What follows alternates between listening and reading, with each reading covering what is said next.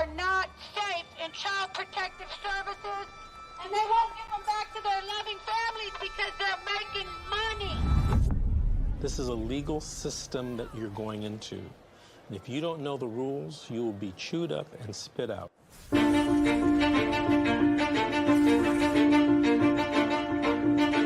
I could say anything to a mother who just got their children detained, you're in a crisis. Yeah. Life feels like it's over. The most important thing is regaining custody of your children.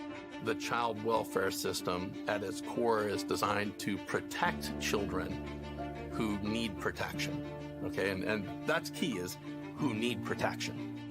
So social workers, out of fear, will remove more children rather than only remove those children that truly need to be removed. It's okay. It's okay. This isn't someone stole your car. Someone broke into your house. This someone took your child, your flesh and blood.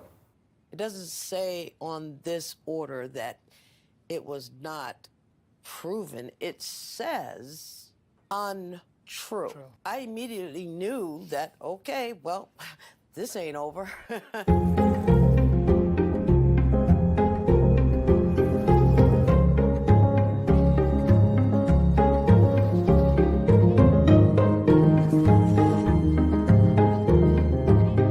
Were there signs there? Were there no signs? Did I miss them? Did I catch them? At this point, I honestly don't know. Families only get a finite amount of time to reunify. I came into this field to help families, not destroy them. The difference between the criminal system and the child welfare system is substantial. You have more rights as a criminal than you do as a parent.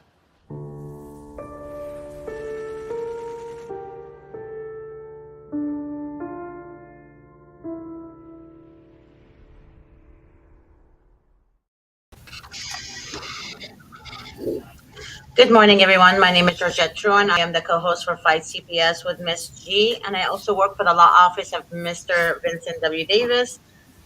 I have my guest today, Darren Guy. I've known Darren for over a year now. Hi, Darren. Hello, all. And my co-host, my Cassandra. Hi. What was that? Let's turn off all our devices. Was that you, Cassandra? Children. Yeah. I'm sorry. All righty. That's when I thought this was professional. I know, right, Cassandra? What's happening? It was an accident.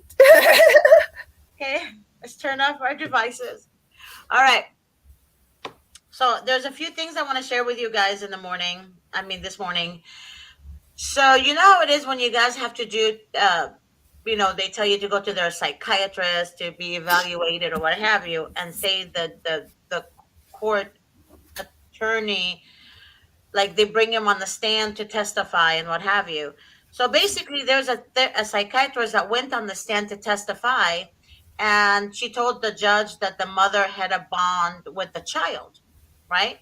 So the judge dismissed her testimony because she did not say it this way. The child and mother had a maternal bond. So the judge dismissed her testimony because she said the mother had a bond with her child and the child had a bond with his mother. But legally, she had to say it that the child and mother had a maternal bond together. So she didn't say maternal bond. That's really fucked up. Really seriously fucked up on all level, because the judges are so corrupt.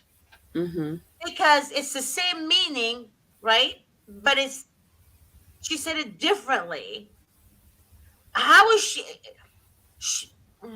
Bonding's bonding, right? Come on. No matter how you say it. Maternal. She had to say maternal. I haven't discussed this with Davis, but I'm sure he's gonna say, yeah, that's pretty much it. So basically, guys, So what was the outcome of that? That was it? The lady lost? That testimony is just thrown out. It's no good? Because that testimony was not good enough for the judge. Wow. Unbelievable. Yeah. So the mother lost her child because of the testimony. Seems legit. Legit. That's this. I know you're being sarcastic, Darren, but this It's crazy. It's out of control. Mm-hmm. It is. So, and I also wanted to share something else, which I share throughout my shows now. So, Child Protective Services are also known as CPS, which are protected empire built on just kidnapping children and destroying families. Bill Clinton 1997 Act offered cash bonuses to the state for every child they adopt out in foster care. In order to receive the adoption incentive bonuses, CPS treats kids like merchandise to sell. Workers work hard to keep the federal dollar growing. Each bonus is multiplied by the percentage that the state has managed to exceed baseline adoption numbers. Therefore, state and local community, which are CPS, work hard to reach their goal to increase the numbers of adoption. Now, the ones that benefit from this are the state employees, social workers, children therapists, children psychiatrists, court-appointed piece of shit attorneys, guardian ad litem, CPS investigators, and judges, and foster parents and adoptive foster parents. Now, all of them are looking for children in the state custody to provide job security. Okay?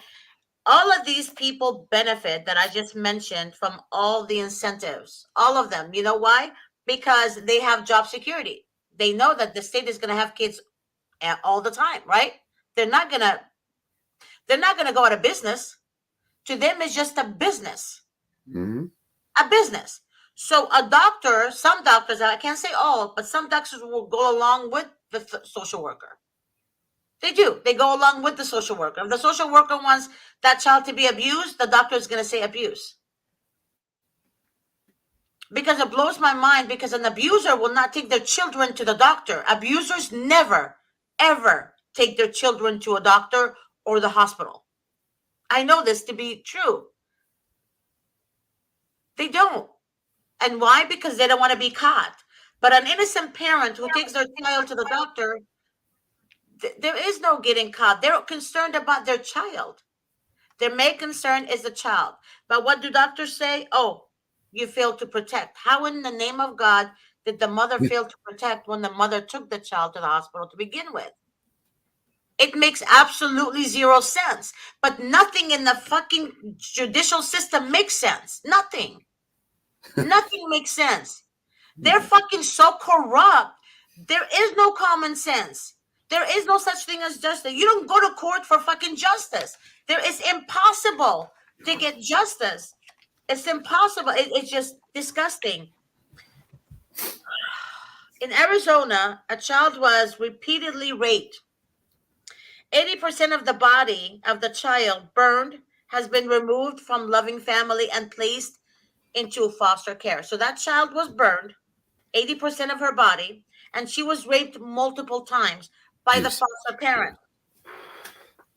So, and they took the child from an innocent mother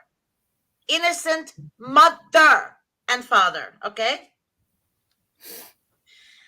The mother raised concern. This is in Arizona. The mother raised concern many times that the child is being abused.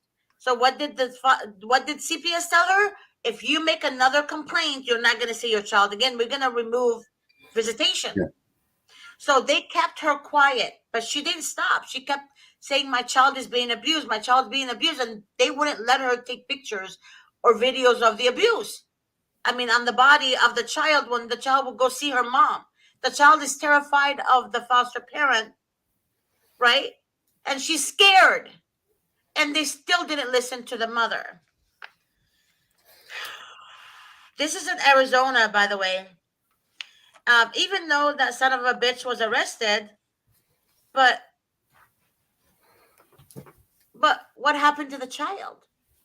The child is gone, right? The child is gone. You can't bring your child back from abuse. You can't bring a child back from oh my God. I'm going to calm down for a second. I get really upset and I get really angry at the system. So do I. So do I. Because it's messed up. But Darren, I need you to share with everyone your story.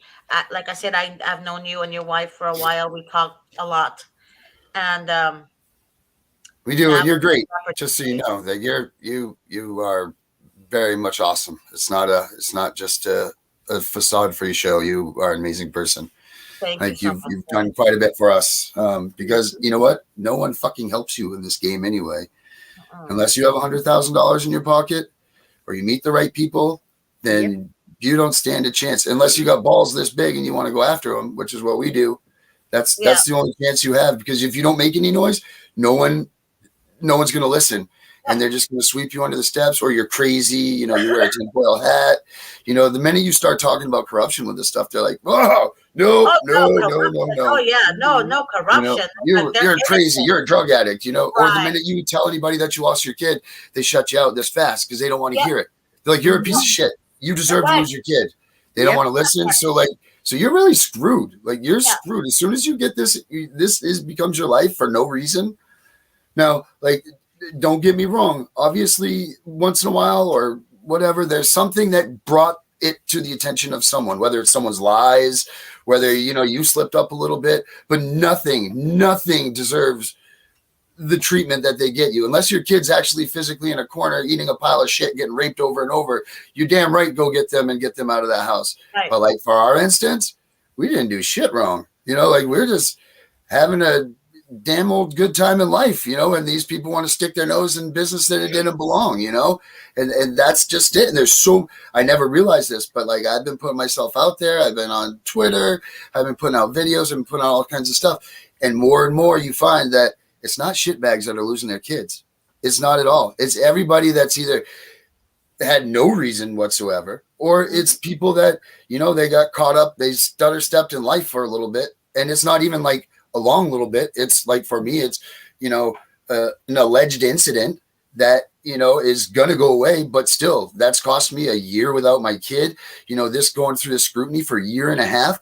Like, Georgia, I'm not even allowed to see Nina, talk to her, or any of this now because I have a podcast. The district attorney of the state said because of my tone, I am no longer allowed to have any contact with my daughter. That was January 5th. None. Of this year? Yep. I have not talked to her, any of that, since January 5th. Luckily, my wife still has some kind of communication with her, but it's not anywhere near what it should be. And we're supposed to be working towards reunification, mind you. However, we just had they did our TPR hearing. They just moved it ahead from last March. It was for March 7th and 8th. They scheduled it for. That's not even in their time strains. Not even in that. The caseworker has gone out because they couldn't get either my counselor, they couldn't get my wife's counselors, anybody like that to say that I was an abuser. Because they really pressed hard. Well, you know, for domestic abuse in our house and all of this stuff. Well, it didn't exist.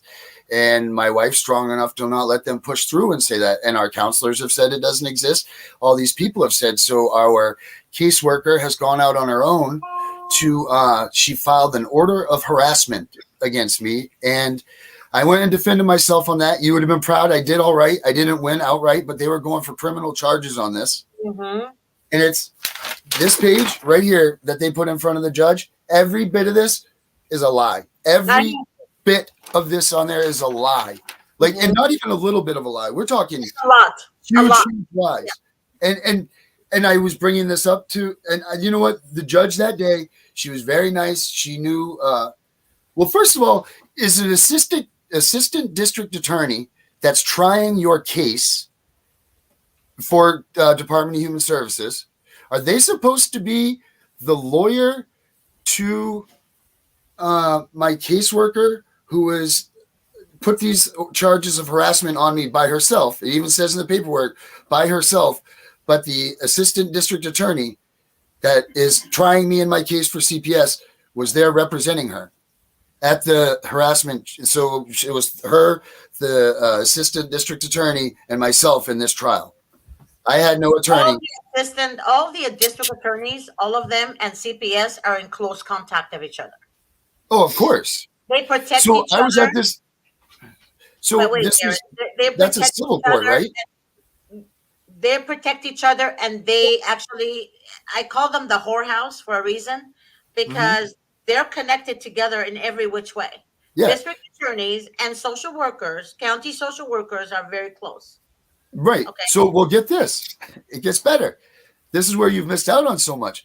Just so happens that our caseworker, her father is the former district attorney for OCFS in the state of Maine of 20 years. Mm-hmm. So you know what that means, right? We're not going to win this case. That's right.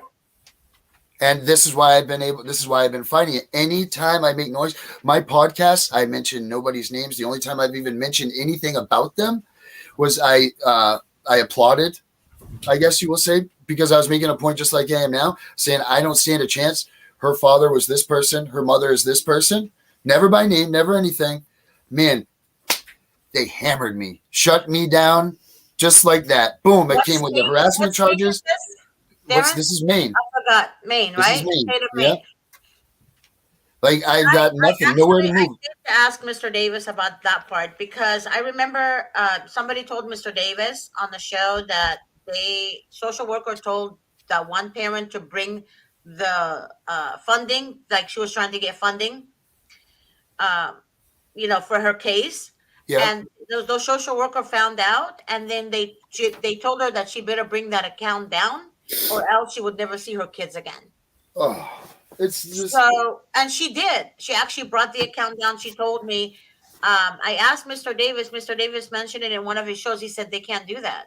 As long as they're not mentioning names, like the social worker piece of shit name, or the judge's name, or the court pretender's name, then they can't, or the kid's name, then they can't do that. Because the lady that had that GoFundMe account, she didn't mention any of that. Right. But isn't it so I don't want to get stuck on law talk with that, but if you mention your caseworker's name, isn't she a government employee? Isn't that like your First Amendment? Case, if you have an open case. So if there's an open case, they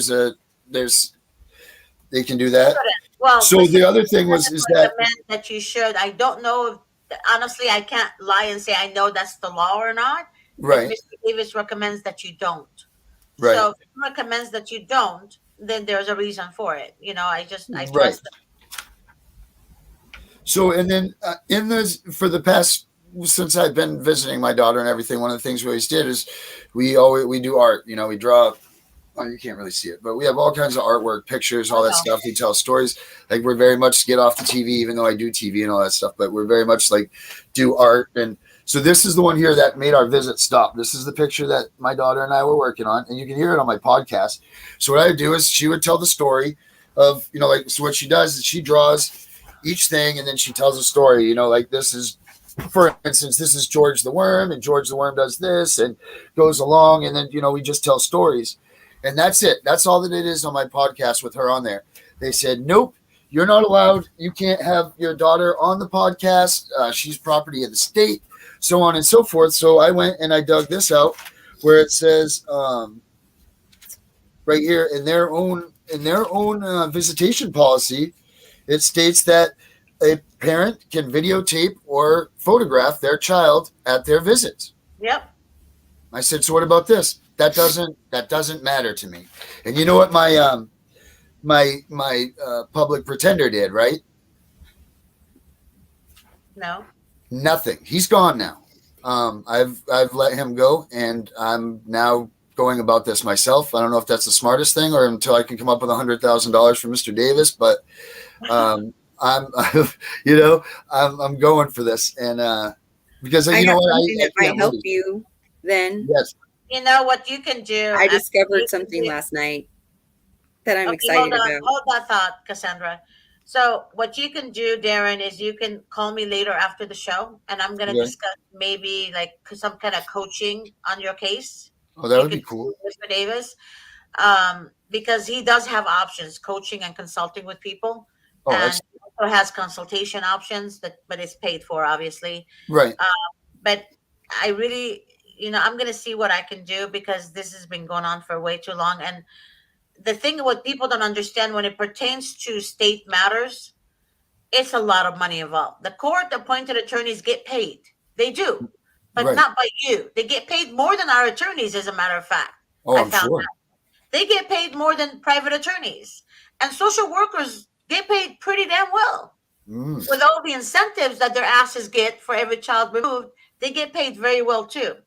So, I mean, we'll see what we can do, Darren. But So, well, I know you wanted to. I know you're so excited. I want to hear this excitement too. Unless you're trying to make your way through. Go ahead, Cassandra. I was like looking on the internet, and I subscribe to like the child welfare like freaking system page thing, and they send me newsletters and stuff about learning resources and stuff like that for like people that are in the child welfare system, like social workers, attorneys, judges, and stuff like that. And they offer all these free classes, okay, that tell you everything that you need to know about representing a parent, about the child and judge attorney's safety and well-being plans, and how to do case plans and how they work and everything else. How everything works in that system. I just learned how I have certificates saying that I know how to know this, and they give you certificates. Like I just discovered this last night. It's called caplearn.gov, I think. What's it called? Can you make sure, honey? You always say I think. Is it okay? Let's not say I think. What is it? Hold on, let me look at it. Hold on. I have it right here. So, okay, it's learn.childwelfare.gov. Learn.child. But if you just Google like cap learn, it will be the first thing to pop up, and then you could register to their page for free, and it will take you straight to like a whole course page, and it gives you different courses like parent representation, how to represent your parent, the parent in the situation. Like, okay, I'm posting it right now. The link. Here's the link, guys. Here it is. And on the 4th page of all the courses, I learned about like representing parents in child welfare cases, and that's for lawyers like to watch, which I'm sure like none of the public pretenders watch that, because I felt like so like not like they did nothing for me like that. Like it was like sickening to me that I did not get any of that treatment. I'll tell you what, hindsight's 2020. Myself in the ass for not being as smart. And Georgia had always said, she's like, I can't give you any legal advice or any of that stuff, but watch out. These people are freaking demons and no one's your friend, and watch out at all costs. And Mary, my wife and I always made sure that we paid attention to that, but it's disgusting how true it is. My wife's attorney has told her to admit to using drugs so that they can put her into a program and this thing can be over with. Yeah. Never admit to something you didn't do. Never. Correct.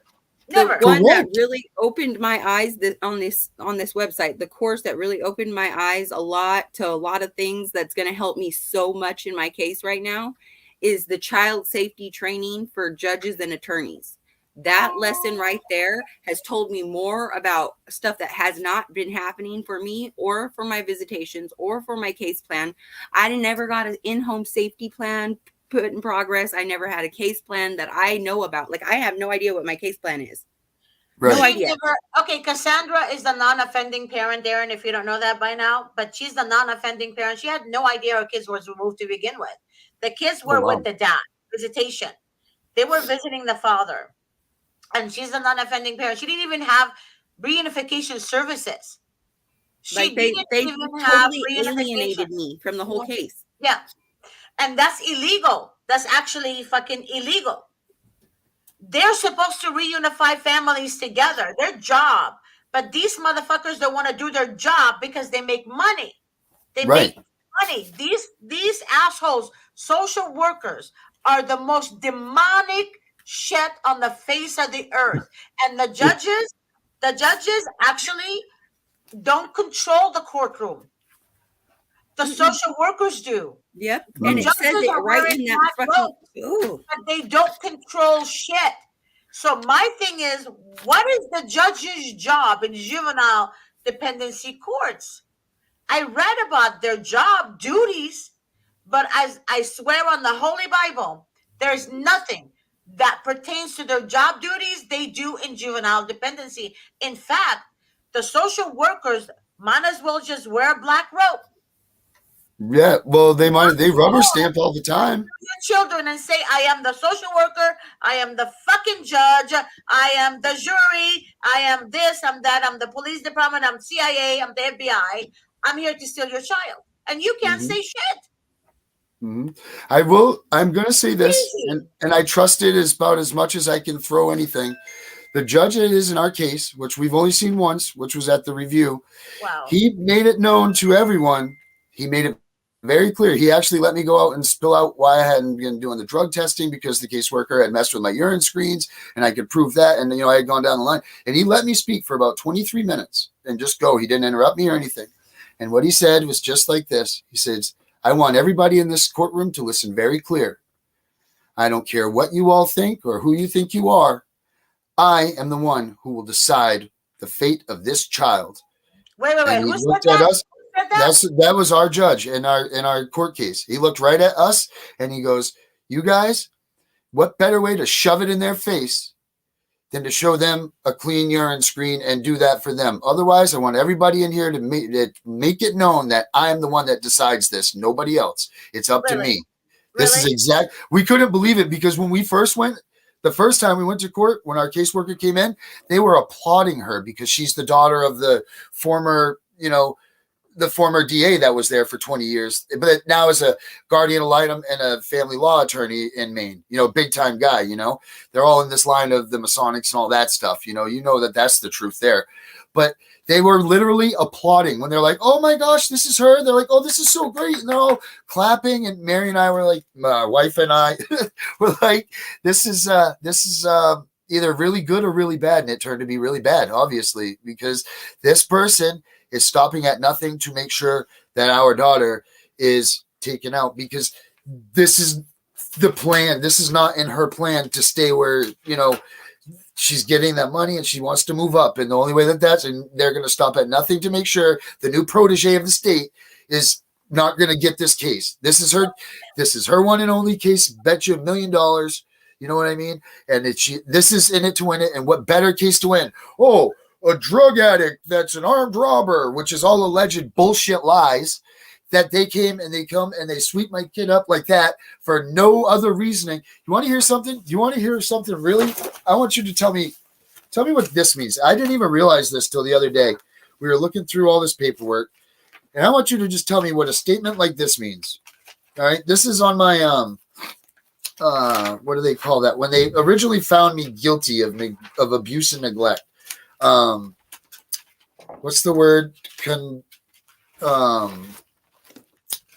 Why can't I think of the word? You have now been not consummated, but substantiated. Listen to this. This assessment has resulted in the decision that you did abuse or neglect a child.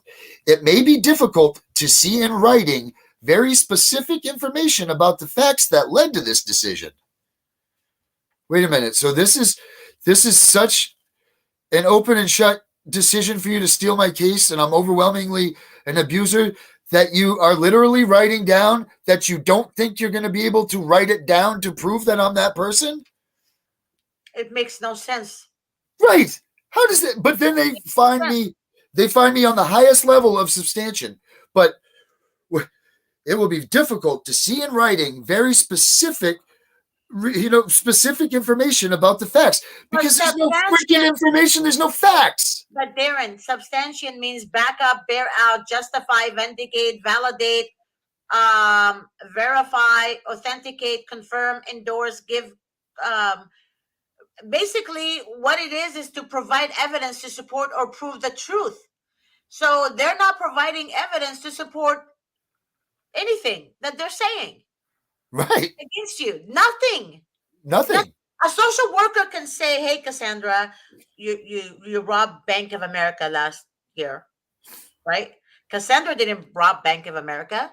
Cassandra doesn't even have she has no record. But yet, once the social worker writes this shit down, it's fucking fact. Right. That's it. It's fact. It's proven to be true. That's how the court sees it. That's why you're telling me the judge said that in court, that she or he runs the show and he makes the decision. I swear on my head that I can't believe it. I believe you, but in my mind and my heart and my soul, I can't believe it. Right, because and that's that really liars. happened. That she would attest. I know, but see, like that just gives me that little bit of faith. And you know what? I don't want to not give credit where credit's due. You know what I'm saying? Like, I hope that this man is out there and he has a real face and he's really going to be that guy. Do I believe it? I don't know.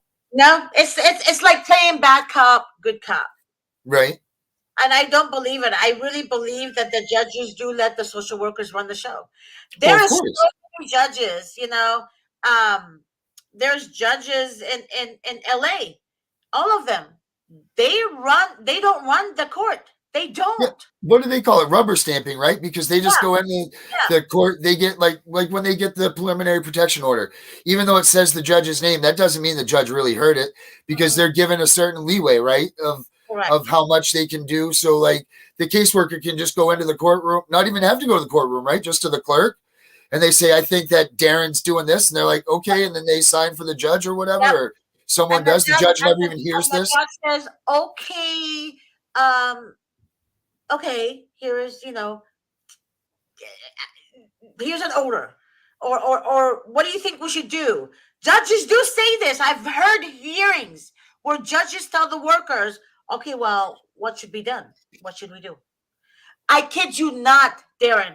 I heard hearings that the judge asked the social workers, well, what's next? What should we do?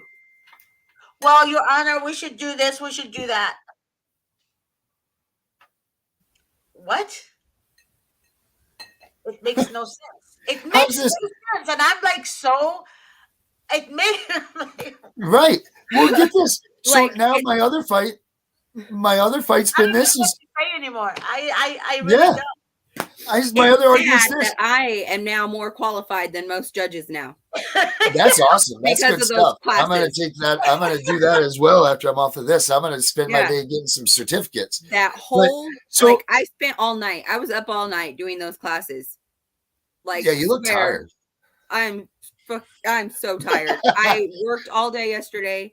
I stayed up all night researching this for the show today, and I watched every single module. There's 9 modules on the safety plan of a child for attorneys and judges, and I'm now more qualified than the public pretenders and the judges, obviously, because they're not doing any of the shit they're supposed to be doing. Let me ask you this. How does my case go on with an unbiased opinion from anybody at this point? Like, let's just take away all of the relationships that are involved, because, Georgia, you don't even know a third yet of really what's going on, which I'll tell you later on. But how is it that it's going to be unbiased now that my caseworker has gotten an order of harassment against me, and you're telling me that they don't talk about this at work? That this isn't cooler talk? So everybody that's involved in my case has now a taint in their mouth because now I've attacked one of theirs, supposedly, allegedly. Well, how about this? The judge only gave it to her for 6 months, not the year that they asked for, not for anything. And the judge said, I'm just doing this to behoove them and give them a little whatever. And unfortunately for me, the reason that it came about was I asked a question of my mother that she didn't answer properly. So when that trial, it made my mother look as an uncredible person. And it was just simply over the story of the dog. She just didn't answer it right. And that's what tipped the edge. And otherwise the judge would have ruled in my direction.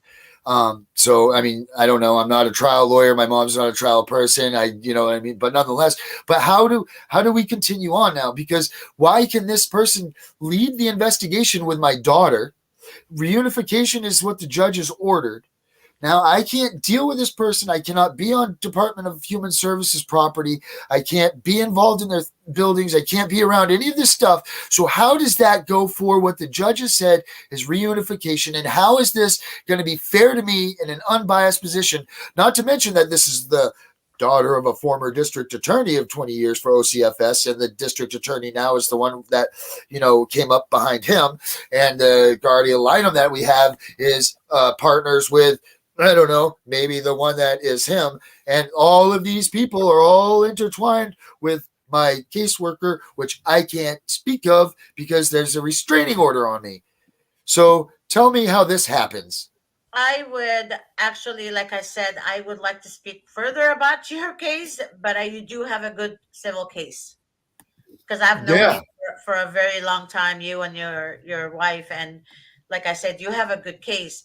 First of all, what evidence does she have that you somehow harassing her or using violence? Exactly. So she said there is no evidence. So it's hearsay works with them. But if you go to a criminal court, they say hearsay doesn't work. In court, she got blown out of the water. The judge they tried to go 6 charges against me. I think it was 6 or 7 charges against me for that harassment. Yeah. And she had to get 3 of them. And the judge gave her 2.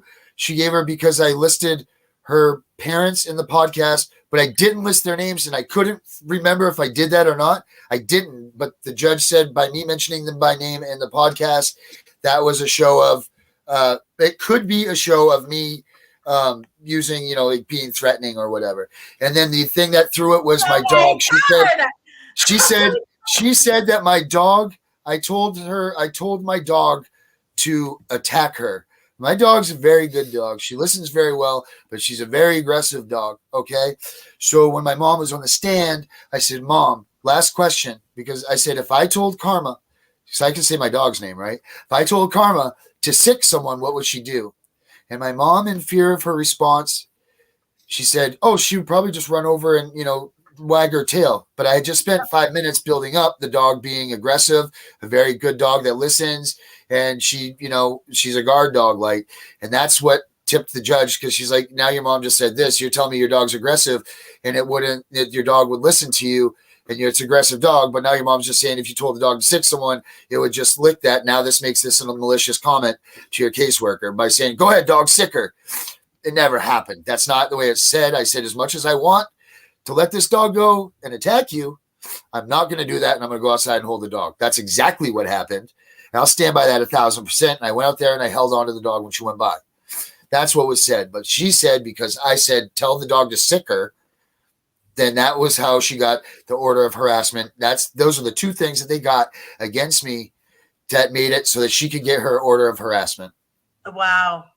Well, first of all, dogs sense evil. So even if you didn't say anything to the dog might want to attack her anyways. Dogs do sense evil people. Well, the dog watched her take her best friend away. Yeah, exactly. That little girl was my dog's life. I know. They were best buddies, they went everywhere together. Literally, and then she had to watch them take her away, and she was not impressed with that. Okay, but the dog didn't attack her, right? No. The dog didn't touch her, right? Nothing happened. So this is what. Wait, hold on, Darren. If the dog didn't touch her, didn't attack her, how is that harassment? Because I supposedly told the dog to go get her, to sick her. So that was me being malicious. This is why I tell everybody this. Have the Ring cameras in your homes. I got them. Where is the proof? All right. Evidence, hello. In Maine, we can't. They say you can't use them. I need to talk to someone about that too. Yeah, we need to talk. We need to talk to Mr. Davis. So get this though. But here's my argument, Georgette. Check this out, right? So all of this happened. This was January of just recently, right? So this past January, like 4 months ago or whatever, 3 months ago that this happened. So here's my argument again. Now she had been in my home for a year. This caseworker had been in my home for a year. And now suddenly she's scared of the dog when the dog was always free in the house with her. She was so scared of me all this time that we've had continuous meetings, and now she's scared for her life suddenly. I said, well, then isn't she working under duress? That should clear this whole case, right? Because now if she's been working and ruling under fear and writing these orders because she's been scared of my reactions and what I was going to do to her, then she's been under duress, right? Mm-hmm. And we're not supposed to work under duress. I mean, you get thrown out of a doctor. If doctors can't work under duress, lawyers can't work under duress. Nobody can work under duress. So then that's, as far as I'm concerned, that means between the no chance of bias, she's under duress. She can't work under these conditions. She's made decisions that are not made by law, but on fear for herself or fear for my child. Well, that should all be wrong and be thrown out. At minimum, this should be brought back to the point when it was the 30-day trial, and you go ahead and watch what happens just for 30 days and close the books. If not, close this book and say, you know what, we fucked up, dude. Sorry. And you know what? Wipe the dollar bills out of their asshole as they're walking, and maybe I'll be lenient on them on the civil side. You know what I'm saying? Because this is bullshit. Bring my kid home. There's no reason for any of this. Yeah, we definitely, I think you do have a civil case, but we need to talk to Davis about this. You really do. Because do you guys remember the person that called me a long time ago, the one that her husband is a firefighter? Remember when I told you guys this? Well, when her and her husband were going through their case in family law, he was involved with a district attorney. That firefighter was involved. Oh, did you see that story I posted on your page? I don't remember, Cassandra. There was the story, like it happened a couple of years back, I guess. But there's a story about the doctor. These two doctors, they had kids, and she got divorced, and they were fighting over the custody of the kids. But then he said that she could have the kids, right? And then he got with the social worker, and then the oldest kid, though, testified against the dad and the social worker, saying that they framed his mom. And then there was a whole bunch of pages missing from the report, and she sued the fuck out of them. Good. Yeah. Well, that's a good story. I can't wait to read that one. But when I was talking about you guys about the firefighter, he was seeing the district attorney who worked with his mother before she became a district attorney. She worked with his mother in her law firm. His mother is an attorney. He's a firefighter. So they've known each other for a while. So when she was the district attorney, she was a district attorney in our case. He had a domestic violence.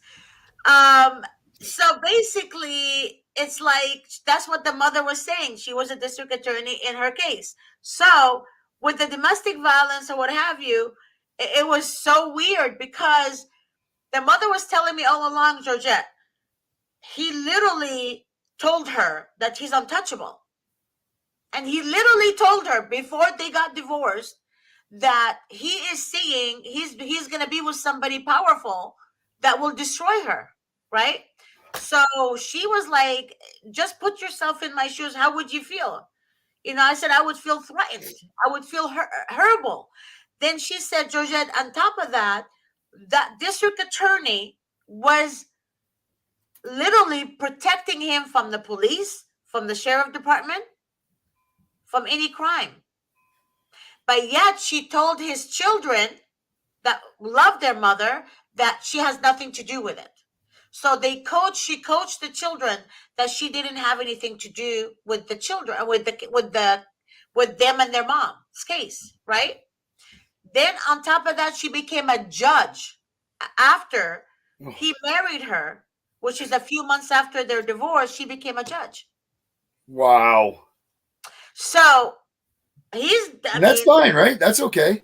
No, but wait, there's more.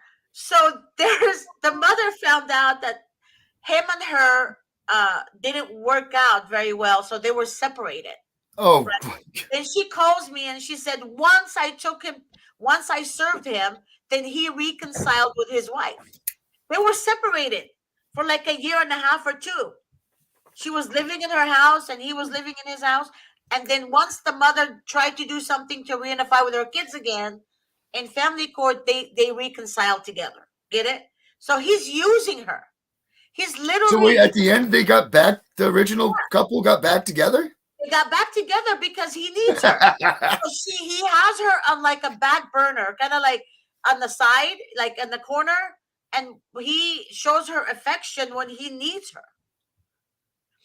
A narcissist works in calculating ways. You know, he's calculating. So he literally doesn't show her affection unless he needs her. Get it? Unless he needs her. No, yeah, she's a judge, but I- she's not a no, good judge of character because she's good on paper, right. but she's not smart. She doesn't realize that this is going on, right? Right, because he in order for him to win with her, he turned her against his ex. Right. That's what I explained to the client. I said he turned her against you for a reason. So that way she doesn't see the good in you.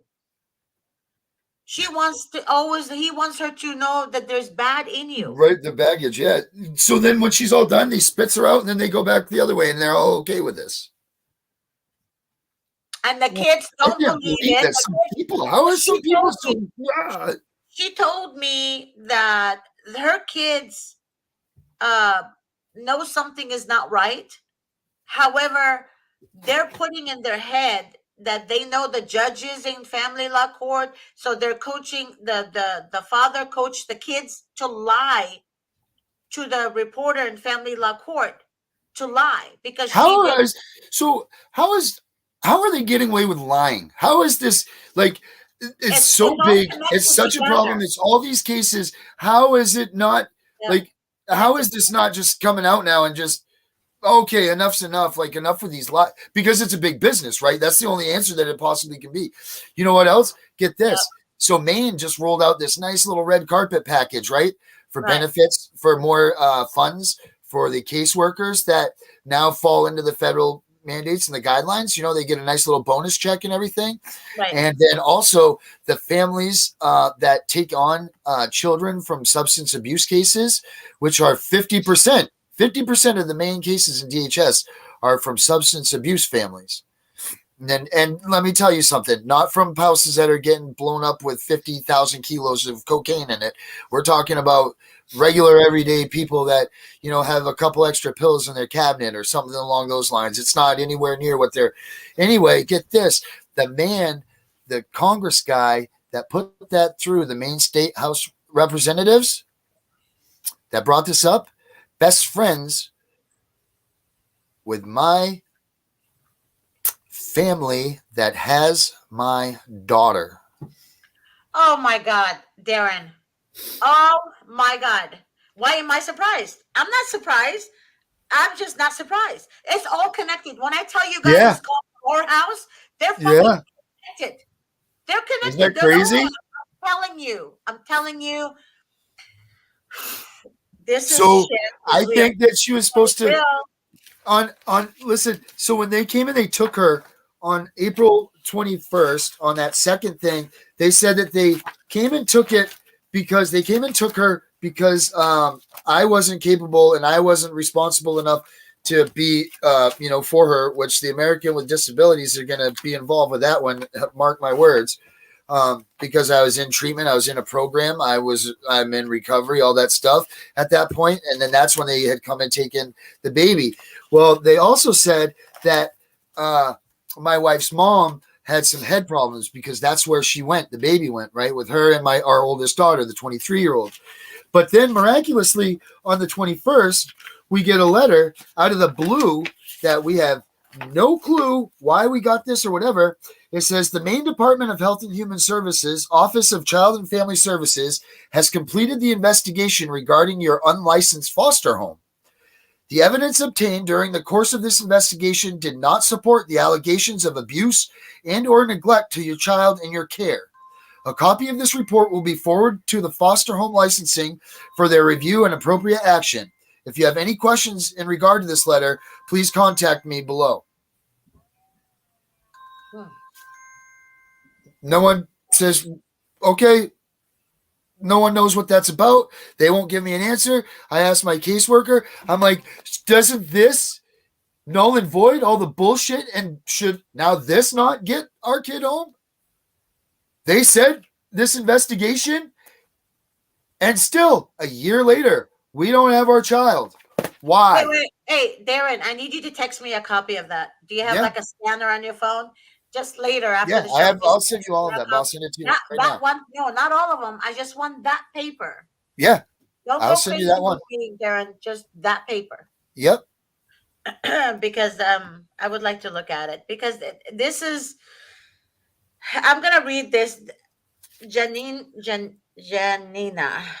wrote, "How do you get your child back? Case closed, and my child is with the biological dad. We don't co-parent. He is a narcissist."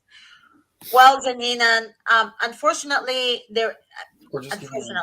they do favor narcissist parents. That's why the children always go to the abuser. Narcissists are very clever, and they're not like you can't really. Well, of course, in the court system, they're so stupid. They're not qualified to read a narcissist in front of them, anyways. They always see the emotional mother as a narcissist. I mean, as not a good parent, but the narcissist who's calm and calculating and a liar. They see as he's the victim and she's the perpetrator. Unfortunately, that's how our court system works. So you would need to speak to Mr. Davis, but I do remember him saying one time on his show that you would need to open the case up in family law and you need to get a modification and be able to get more time with your child. Okay, now you need an attorney to do that because family law judges are just as weird because they see a court order from juvenile court and they're like, oh, and they start being stupid instead of really looking at the big picture that victims actually are the ones crying for help. Victims are crying for help while the narcissist parent, who is the actual perpetrator and the abuser, gets away with it because they marry someone in power, or they know somebody in power, or they know how to get their way in court. They're manipulative.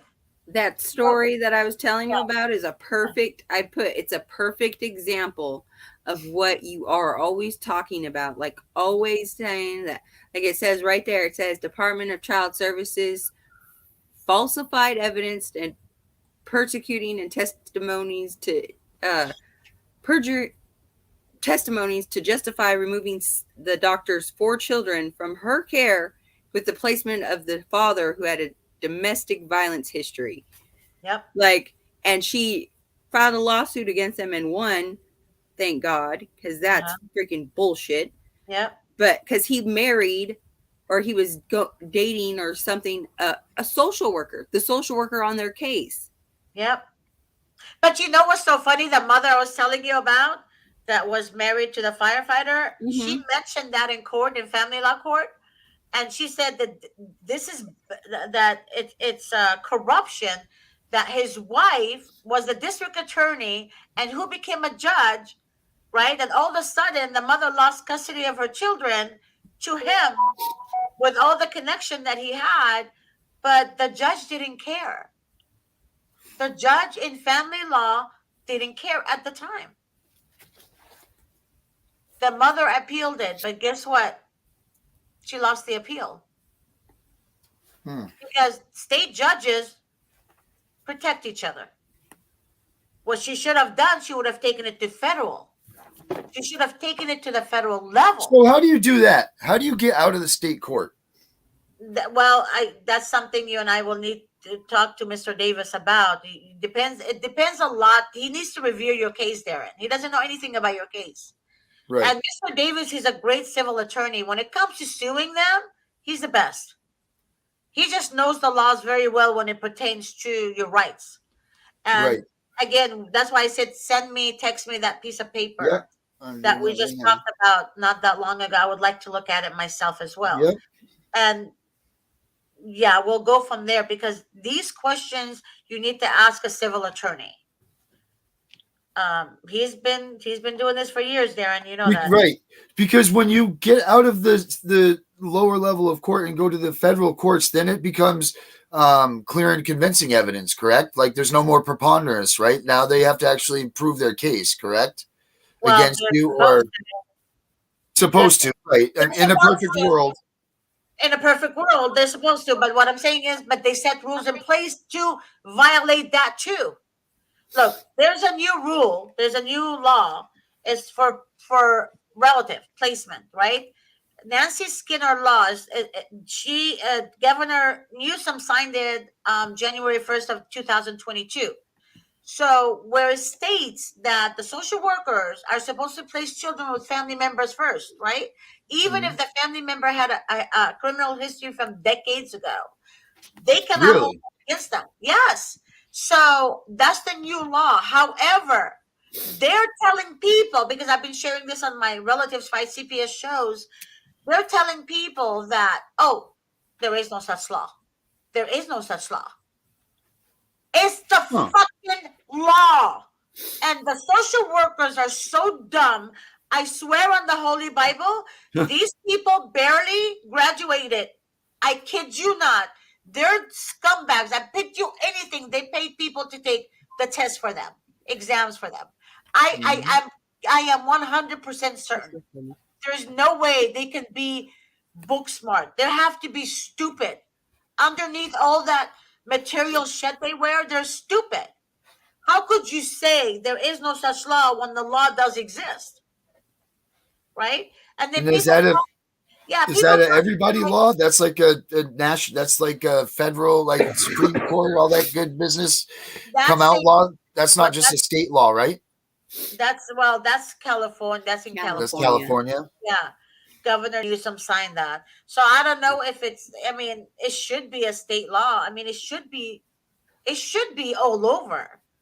Right. You know, I don't like the fact that they only do it for certain states. But what about all the states? Why don't they all get together and do something about it? Senators get together and fucking work together to stop this shit from happening, because their families, they have kids. All these people have kids higher up, and they understand the love of a mother to her child, or a love of a father to their child, especially if they're good parents. Yeah. Especially and then get this, how's my wife supposed to handle the caseworker that now is saying that they're scared of me, so you got bias all the way around in this situation? And my wife is asked, she said, listen, I don't want her to be our caseworker because now she's afraid that they're going to come at her with the lies, because she's been sitting aside. You know how she is, Georgette. She doesn't want to be in this front of this war, like she's mom. That's what she's supposed to be. She loves her kid. She lost her kid. It's up to dad to come out here and be the lion and get her back. But like, she doesn't want to deal with this person, because this person now could be pulling the same bullshit to her, and she's innocent as it is. You know what I mean? And then she shouldn't be going through all this persecution. But these bastards that say that I'm a piece of shit and everything else, that's fine. But why does she have to deal with them now? And why is it fair that she does? And you try to say, bring this up with all these valid points. Why? Want this handled? Nope. There's only one reason why, and that's because that this thing is in bed with each other, and all of this shit is all staged. And that's why, in my case, the only answer to my case, or the only outcome to my case, if I didn't make freaking noise, and even maybe still, is that my kid's going to be taken from us. She's going to be legally kidnapped. So I got to be as loud as I can be. I have to make as much noise as I can make, and I got to get as many people on this as I can. Darren, did they say that your wife's scared of you? No, she's saying scared of them. Oh. Not me. No, they tried to make her scared of me. They tried to divide you. Remember, I warned you. Oh, yeah. No, they totally did that. Right? They absolutely did. You guys don't let them come between you. And that was like towards the beginning of your case. Yeah. I said, they went on that for weeks. Tear you apart. And then you called me back and you said, Georgette, you were right. They were trying to come between me and my wife and divide us. Same thing to her I didn't say, and vice versa. Yep, absolutely. Telling her I was on drugs and all this type of stuff, which were all lies, because they know it would pull her heartstrings. They know why she would be upset about me, and the caseworker would go over there and schmooze up with her. And, you just need to tell us if you're scared of Darren. And she's like, why? He's like, Darren's laughing, funny, good dude. He's upset because you took our kid. Other than that, I'm not a violent person. I'm not anywhere near that. This is just absolutely. And then they're like, whoa, Darren, you're getting all upset. You stole my kid. What am I supposed to laugh and joke with you about it? It's not funny to me. You know what I'm saying? Like, holy Christ. These people are, well, he's abusive. Get him into the wheel and whatever it is, counseling classes, the wheel and what is it? Whatever, all these stupid counseling classes that they want me to take for no reason because I'm I'm not a violent person. But they're going to go ahead and say I was. And then now it comes to the harassment order because they couldn't get it between us. They're going to go ahead and do it on their own. Because now they're going to go in front of that judge and say, part of the reunification process is parents do not have to complete treatment, nor do any safety threats need to disappear before reunification can occur. Yeah. You do not have to finish anything for your kids to come back to you. Cassandra, say it again. Say it again. It says right here, there's four central issues concerning making a reunification decision. Parents do not have to complete treatment, nor do all safety threats need to disappear before reunification can occur. The conditions for return are reunification benchmarks, not case plans or goal objectives. The fundamental questions are, has there been enough change in the threat in protective capacities and circumstances that the earlier reasons and in-home safety plans was not sufficient no longer? Like, basically, if you have made a change in your life, just the littlest change, and seeing that oh yeah, my child was in danger, but now I know how to protect my child. As long as you show that, you're supposed to be able to get your kid back. There you go. That's what I'm mad about. But except for their jamming CPR right up behind us all freaking night, because I know that I didn't do anything to have my kid taken from me. So why in the hell do I not have my kid? Yeah, I should at least have an in-home safety plan. But even the in-home safety plan, listen, they set rules in their own fucking entity, in their own fucking. And for you to fail. For you to fail. These motherfuckers know what they're doing. They go to the same fucked up demonic schools, and they actually fucking know how to fuck with you. Yeah, and get this. They know exactly what to do to get what they want. These motherfuckers are demons. I keep telling you guys. Oh yeah, I found that out yesterday. So basically, listen to me, Cassandra. I know you. I know Darren. I know his wife. I love his wife. I love her. So I'm telling you right now, all you guys are victims of this fucking demonic entities. All of them are the whorehouses. You understand? In the United States, our children belong to the states. Our children belong to the states through public education because it's mandated. Okay? So what they do, they have ownership of the children. Get it? Not our baby, because she's not that age, right? I know. But listen, it doesn't matter. But what I'm saying to you is that from the birth certificate. From the birth certificate. Huh? It's when you once she has a social security number, she belongs to the state. You have no right to your child. You have no right to your own child. Like I tell my friend this. You register your child like you register your car. Right. I tell my friend I should have became an attorney. That should have been my fucking career. What I really wanted to do in life, I wanted to work for the FBI. I've always loved the action, the protection type of thing, protect the people, serve the people type of thing. I've always been like that. I've wanted to be a police officer, then become an FBI agent. That's what I've always wanted. But honest to God, I should have been more focused on becoming an attorney, a state attorney.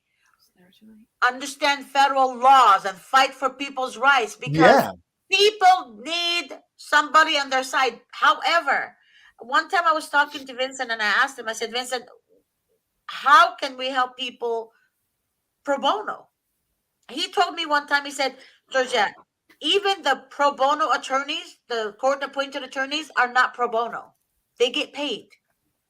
And it's pro bono for the people, but what are they doing for the people? They don't win cases. They sabotage people's cases. They march us right down the road to TPR is what they do. Yeah. So basically, he said, when you work for free, you don't pay your bills. And people don't understand that when you file, when you do this, it costs money. You have to subpoena records. You have to subpoena social workers. You have to do so much in the case to win a case. But if you just go in there and say, my client is innocent, there is no such thing as you're innocent. guilty in the state eyes until proven more guilty, which even when they prove you more guilty, they're lying about that too. Everything they say is a lie. Is 100% lie. Social workers, the reason they smile at you is because they know they're fucking you. Yeah. And they're getting away with it. When you go to a judge, you expect the judge to rule fairly. But you go to a judge in a state court, and the judge is not the judge. The social workers are. That's why you see them laughing in court. That's why you see them laughing in court, because they know they run the show, not the judge. The judges do not run the show in juvenile dependency courts. Do you guys understand what I'm saying? You guys feel me, right? No, of course. Your judge, Darren, what your judge said, that's a bunch of crap. I know. You know what? I want that glimmer of hope that it's not, but I believe you. It's all like a good cop, bad cop. Like, let me show you that I'm a man today. I'm a judge, right? Mm-hmm. But then who's running the show? The social worker? Right. My baby's still not home, right? Huh? My baby's still not home. Exactly. They're still marching me right into TPR. I have a TPR hearing now in June. Yeah. Now they pushed TPR till June. Wow.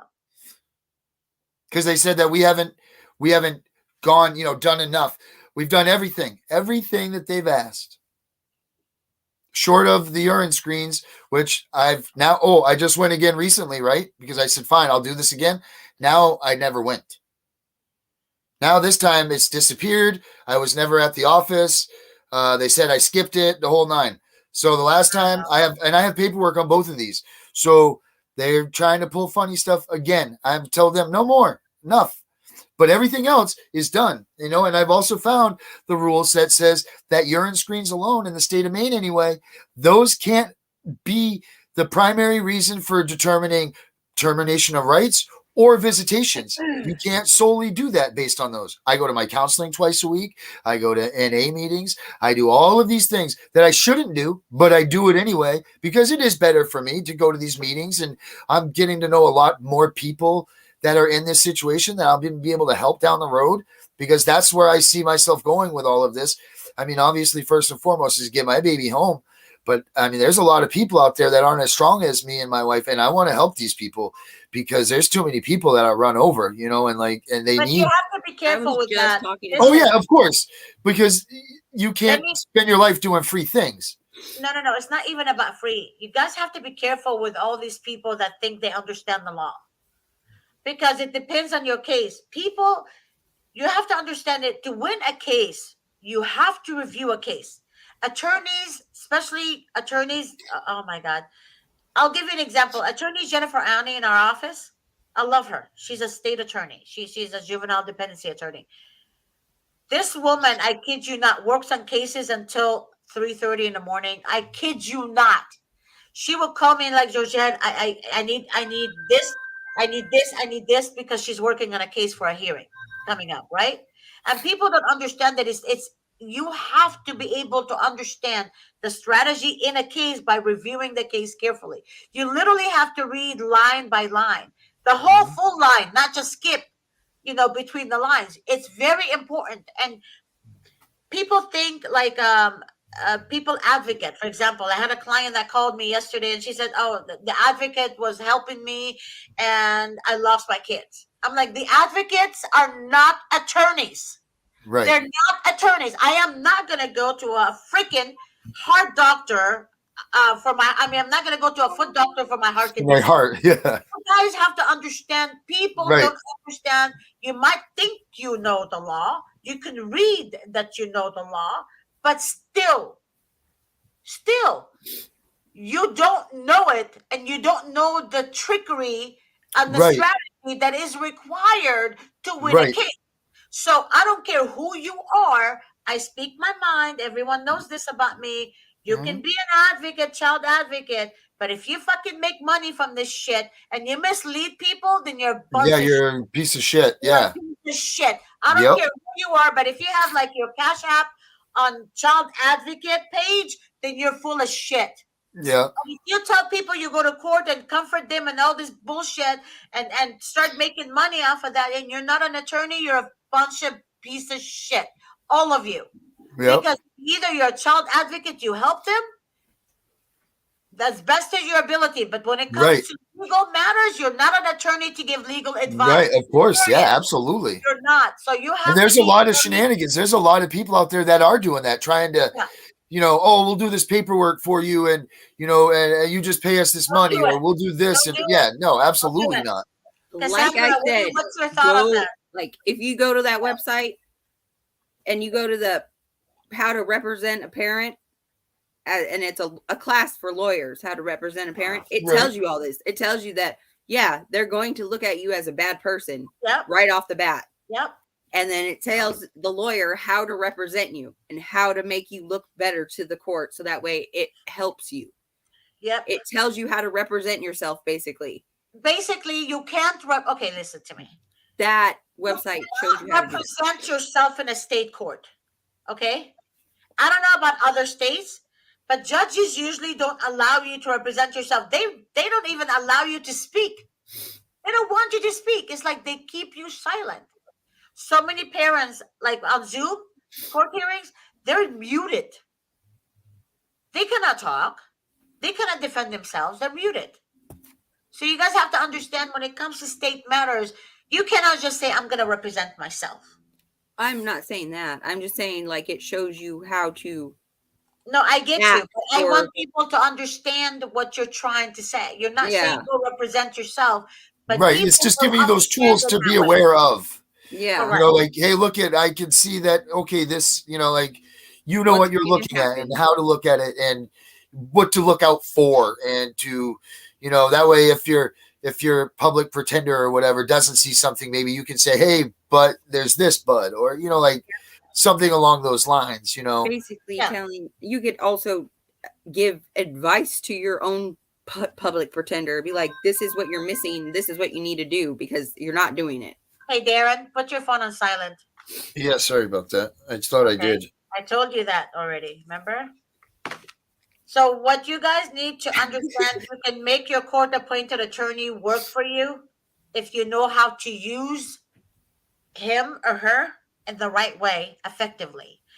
In the state courts, they don't want the court-appointed attorney to defend you, truly. What they do, they actually keep them silent too. Say, for example, you're left out, you got a good court-appointed attorney. They actually keep them silent also. Yeah. If you guys hear hearings with different people that's on Zoom, if you're just in the room with them and you hear them and you hear what they say to the attorneys, you understand they keep them silent as well. They don't want them to win. They want them to lose only because that's the only way to make money. It's all about the fucking money. What does God say? The love of money is the root of all evil, right? It doesn't say if you have money, you're evil. No, it's the love of money. The passion you have for money to destroy people and children, that's evil. Because they kidnap children from good families. Cassandra, Darren, Carissa, Heather, Sandra, all these people that I know, that I can remember, they're all great parents. All of them. All of them. I kid you not. I get parents who don't want their children. They want to help them not get their children, which it blows my mind. Like I said, however, at least they're being honest. We don't want our children. So why are they forcing the children to them? Get it? So they can recycle the child again, take the child, because they know the mother is going to screw up. The mother doesn't want the children. So what they're going to do, they're going to go back, take the child, more funding. Get it? Close the case, come back, take the child. Oh, so it's like double dipping. Double dipping. Uh-huh. So they'll just keep hitting that up. They'll give her back, and then they go through this whole process again. Especially now, since the new law. Especially now. That's how the children stay in the system until they're 18. So they know what they're doing. People don't understand this. They know what the fuck they do. And people, like one guy said to me the other day, Miss G, I am a good parent. They said they're going to reunify me with our children in 6 months, me and my wife. I said, okay. I said, so-and-so. That was actually on Friday. I said, so-and-so. I said, good for you. Call me in 6 months, because he spoke to Davis. Davis told him what needs to be done Exactly, step by step. He said, no, I'm going to hold off on that. No need to hire an attorney. I'm going to wait because they said they're going to reunify me with my children, me and my wife. It's not going to happen. That's What am I funny. going to tell the guy? Okay, I'm not going to argue with him. I said, okay. I said, I'll talk to you in 6 months. I bet you $100. It's too late at 6 months, not gonna right? happen. Too late at 6 months. Yeah. The kid will be gone. They're going to come back and say there's new allegations. Watch. New allegations, because they make up new allegations in their peewee little brain. Yeah. All new allegations. Oh, Mr. So-and-so, there's new allegations. Domestic abuse or whatever. Reunification ain't going to happen, buddy. Yeah. They did that to my baby's dad. Like, he did everything they wanted him to. I've never seen that man sober in his life. And he got sober. And he did all the classes twice over. Once in jail and once out of jail. Because the first time in jail, that didn't count, they said. Then they said they'd give our kids back to him in 6 months. Then another 6 months. But then after that, it was all new allegations. Oh, he was still drinking alcohol. And he was still doing this. And he was still doing that. So, yeah, good luck in 6 months. Well, that's buddy. like I've been waiting since they. Wait, let me, Darren, please, let me just say this real quick. With this guy I'm talking about, I told him this. I told him that if you call back when you're in the termination of parental rights phase, your retainer is going to increase. So I'm telling you guys right now, as you guys wait until the case is more complicated, your retainer increases, because now you're making it quadruple hard on the attorney to win your case. So for that reason, if you guys wait until the end and you keep procrastinating and you don't know what to do, and then people like, well, what guarantees do you have for me? What guarantees do you have? There's no guarantees, right? No, life has no guarantees, but let me tell you something. If you Only don't have that you die. You really don't have a chance in hell to win your case. If you don't have the right attorney and you don't wait that long on your case, I'm being honest with you. It needs the best of the best to save you from this case when you wait too long. Because like Mr. Davis, one time he said to me, he said, Georgette, in order for you to win a case, you have to review the case very carefully. And you have to implement the strategy. It's kind of like the devil digs a hole for you to fall in the pit, right? So what Davis was trying to explain to me is like, you have to now, with the strategy, is to have the devil fall in that hole that he dug for you. That's how you win. Oh, good. Yeah. Good analogy. That's instead of trying to get out and pull the devil. Yeah. Yeah. So that's how you pull him in there with you. Right. He explains it to me because I'm a Christian. So I understand the way his strategy works biblically. Right. So with the system, you're dealing with demons. You're dealing with people who they're humans on the outside, but on the inside, they're possessed by demons. Because I told you guys this, when demons fall, they need a body to nest in it. They're demons. They have a dark soul. They have no empathy. They have no emotions. They have no compassion because they don't care about you. They don't care about your children. That bitch that did this to Darren, guess what? One day she might have a child. One day. And that child something will happen to that child.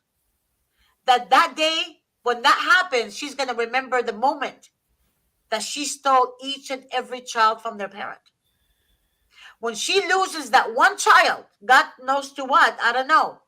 But karma is a bitch. Karma's a bitch, yes. Karma is a bitch because you will reap what you sow. CPS workers will reap what they sow. They might be in their 20s now, but these motherfuckers will come a day. They still got a long time to live. Yeah. When they will have their own kids one day, or karma will hit you in your health or in your circumstances in your life. Somehow you're going to remember, no matter what, they're going to remember the moment and the seconds that they stole innocent people's lives, innocent parents' lives. Right. Remember, this is torture. When you remember, this is called torture. And you implement it in your current circumstances, that's what karma is. Yeah, because you know what? It's not that. That's how it is for being the parent. You know, like every day is an eternity. It just ruins you as a person. You know, like I'm thankful that, you know, like we were where we were financially and everything, because with everything that's going on, I couldn't even imagine like having a full-time job working for someone else. Like I'm fortunate, in my life and the decisions that we made and everything, that I've been able to spend every day writing letters to everybody and trying to call and, trying to move steps forward to get, our daughter back. But, like it just destroys you and it enables you as a person too, because you've had your whole life stolen from you. And there's nothing more that deserves my time than that of my kid. Yeah. I don't need to go work at Wendy's for $12 an hour. I don't need to go do these things because my daughter, I need to be doing everything I can short of trying to get myself together so I can either get Vincent Davis his money so that he can represent me, or I'm doing everything I can to be aware or educate myself or whatever I can be doing to make the situation some way or another better for myself in the long run, or it's not saying like go in and I'm going to be, my own lawyer and hoorah and hell and sand, but I wait by the phone, I'm waiting for an email, I'm waiting for a call, I'm doing this. And then on top of that, you do all the things that they tell you got to do. You got to have counseling. You got to do this. You got to do a urine screen. You got to do this, so the next thing you know, how could you even hold up a job? They fucking need counseling. They're the ones who actually they need to I know. Absolutely they are. They take your kids and they tell you need counseling. I'm serious. They need to be in a mental hospital. And they need to be locked down. I kid you not. And they need to be medicated for the rest of their fucking lives. Yep. That's exactly what they need to do to these motherfuckers. Yeah, with pictures of happy little kids and ice creams and their families dancing around in the walls, That's crazy. That is fucking crazy what they do to families. The amount of lies. And there's no checks and balances. No, none. Zero. Look at Cassandra right now. I swear to God, I have never not see this woman cry on my shows. She cries every show because her life, her kids are everything to her. She had nothing to do with this bullshit. Yeah. Her children are everything to her. What I'm trying to say to everyone out there, don't give up. I'm doing the best I can. And Cassandra knows what I'm talking about, right, Cassandra? To expose these fuckers. Expose them. Expose them. Each and every one of them in every fucking state in the United States of America. And there's a lot of people that are doing this now, too. These pieces of shit workers are the most demonic. They're demons. They're fucking demons. A narcissist is dangerous to society. They sit there, try to be your best friend, your buddy, I tell everybody, they're like, no, we just talk to them. Don't talk to them at all. Close the door, shut your mouth. The CFT they're not your friends. They're not there to help you. They're nothing. Do not speak to them. I keep telling people that too. Yep. Do not fucking speak to them. Do not think everyone I tell that to, they say, well, we spoke to them, Miss G. Yes. Yeah, you're like, why? You're an idiot. We're going to steal our children. I said, no, they're bullying you. Right. They're fucking bullying you. So if a bully comes to me and say, you better give me your jacket or else I'm going to, whatever. I'll be like, they're trying to bully my daughter right now and take her phone from her. Yep.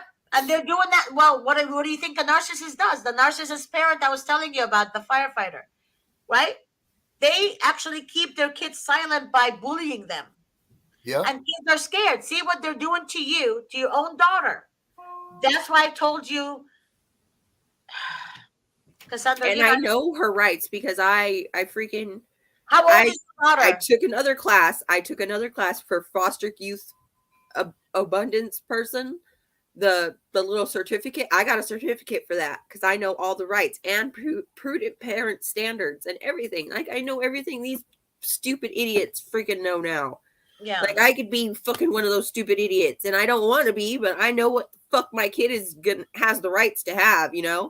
Like screw them. Like I know now, like a whole bunch of shit that they should be doing and what they need to be doing, but they're not. But like Georgette said, there's no checks and balances, and that's where it sucks. Because in a perfect world, yes, you should be able to say you're doing this wrong, you're doing this wrong. You know, I could point out 15 pages in this book that shows that they're dead wrong. But you know what? No one's listening. Not one person's listening. No one. No one cares. You know, like they don't. And everybody no one gives a shit. It's not their kids, so no one cares. Putting our kids through so much trauma, so much stupid. They're trying. They swear. Shit, and this is our future. Yeah, well, they're saying that they're saving one kid. How many lives are they ruining? That are going to be ruling our freaking world, and they're traumatizing them and making them idiots, and medicating them and doing everything they can to just abuse our children that we're not abusing. Yeah, like, just everybody needs to freaking just get and making you think that you're the abuser. Just know that these are our children. Yeah, and you know what? These people, they just don't give two shits. They don't care. They're cold. They're cold, corrupt bastards. They've had a silver spoon up their ass, and they want nothing more than prove their daddy's right, and bring their daddy home the trophy of that little kid. More and important than our Jeffrey children. Epstein, sons of bitches, and all those Masonite and all that bullshit. Everybody That's all just this is. wants money, and there's nothing that shouldn't be important about money. It should be our children, and children are our future. Okay, let me read something to you guys real quick. It says, poor parents are the ones targeted in this system. Poor parents are the ones targeted. They do not have money to hire an attorney. CPS workers commit fraud and withhold evidence in the court. No checks and balances. Judges allow them to run the fucking show. The separation of families and snatching of children is growing as the CPS business grows because the state and local government are accustomed to having these taxpayers' dollars to balance their overgrowing budget. So basically, you guys need to understand is fucking the fucking government is doing this. The fucking government is doing this shit. That's why the system is broken. CPS has the power to destroy and target innocent families while they leave abused kids in the home of a fucking abuser. What the fuck is happening in America? Can somebody answer that to me? Can somebody tell me what the fuck is happening in America? And people tell me they want to come to America. I literally know people, foreigners, that I know personally, and they want to come to America. I tell them, stay your ass where you are. Right, because no matter if they're third world country or whatever, they still protect their children in those countries. They actually do. They actually do. Do you know what I'm saying? No, we're the only country in the world that is allowing this. Well, now what is it? Like Cuba is getting Britain, Great Britain now, and all that is getting CPS. Anywhere where there is Americans in it. Anywhere where there's like soldiers, American based, like military base in it. Canada, CPS goes now. Yep, Canada, Hawaii, Guam, United Kingdom. There's another place, Africa, somewhere in Africa. I forgot the name of I don't know if it's Kenya or Zimbabwe. I can't remember. Probably Zimbabwe. I'm not sure. But somewhere in Africa, they have CPS also. So what you guys need to understand, this shit is becoming worldwide. Yeah. Worldwide. So you guys have to understand, be very careful. Be very careful. And people think this is the new world order. I say, yes, it is. Yeah, of course it is. The new world order. The newsletter I get. Yeah. The newsletter I get, it has like the states, and then it has international child welfare system news notifications. It tells me wherever there's a military, American military base. Like, correct. Yeah, I'm telling you, this is it's American. It's America that's doing this. Americans are doing this. Jeffrey Epstein and the Clintons and Joe. Touching Joe over there, our president right now. He's a piece of shit child toucher and everything, but no one wants to believe that stuff. Everyone, that's not real. Bullshit, it's not real. You know what? Talk to some of these people. I talked to this one lady. She's from Las Vegas. She was forced into a sex ring to get her daughter out of a sex ring. It's a pretty disgusting story how she ended up doing it. My wife talked to her more than I did. But it was just heinous. Like she was literally forced into prostitution. And that was the only way that she was going to get her daughter back that was sold into prostitution. Like, it's crazy. This stuff is, up here, it's not so much that type of selling. Up here, it's the, the upper 40s and 50s can't have a child, so they want a beautiful little 4-year-old, brown-haired, blue-eyed, healthy, good gened, this type of thing, child. That's where the money's going. It's, that's, what I mean? I would like to say that that's how it is here. It's not like it is in Arizona and New Mexico where the kids are being trafficked literally, because that's disgusting. And I can't even believe that human beings are even that way, but they are. And that's a fact of life. And it's not human. That's no, not human. It can't be of this earth, but it is. It is here, and it's just awful. And people need to realize that this isn't just bullshit. Like the people that are losing their kids aren't losers. They're not assholes. They're not junkies. They're not bad people. I mean, don't get me wrong. There are those ones that, they deserve to be handled and have their kids removed. And but for that, they fucking don't. They don't remove the kids from the abusers. They actually give the kids to the fucking abuser. It doesn't work. The system doesn't work, and no one's putting, like you said, there's no checks and balances, so how can it ever work? Exactly, but also the schools are in on it too. Fucking schools are in on it too because they get incentives. So schools are in on it. Doctors are in on it. I'm not saying all doctors, but schools are in on it. Doctors are in on it. Nurses are in on it.